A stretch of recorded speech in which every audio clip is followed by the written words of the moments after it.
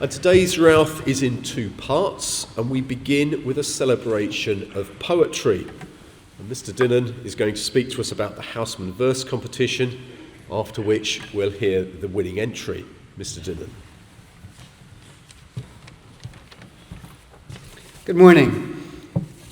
As you may know, A.E. Housman, after whom this prize was named, went to Bromsgrove School 150 years ago and lived in what is now Housman Hall, before going on to become, for a time in the early 20th century, the best-selling and most widely read living poet in England.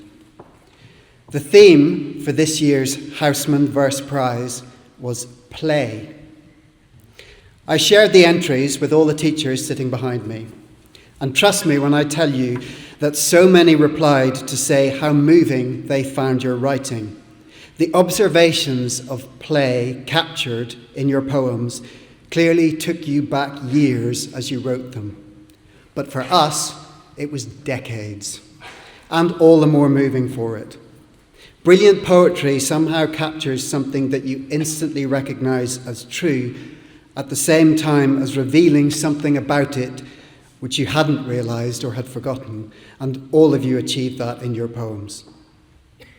You will all be able to read all the entries in our creative writing anthology published next half-term, and though the competition is closed, you can still submit pieces for the anthology to me anytime this half-term. In the meantime, listen carefully and enjoy the memories as I invite our winner, Darcy McCormack, to read her winning poem for us.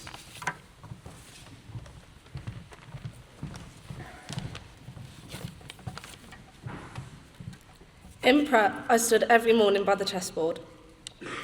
Black and white squares, a small world of our own. We walked around it, weightless, as if the day were endless and play was all we knew. But slowly the edges blurred and the games grew quiet as we grew up. 2 years along, the games grew heavier, the air between us taut like tall fences, and play becomes a quiet negotiation. Gradually losing its certainty, we stood, still a crowd, but on the brink of something new. Now essays fill the space where our play once lived, each word a move, each deadline a dare. But still, in every question, every page, I remember play, the first language of freedom. And soon there will be no pick-up point, no morning call, just an open space, a new chapter waiting ahead.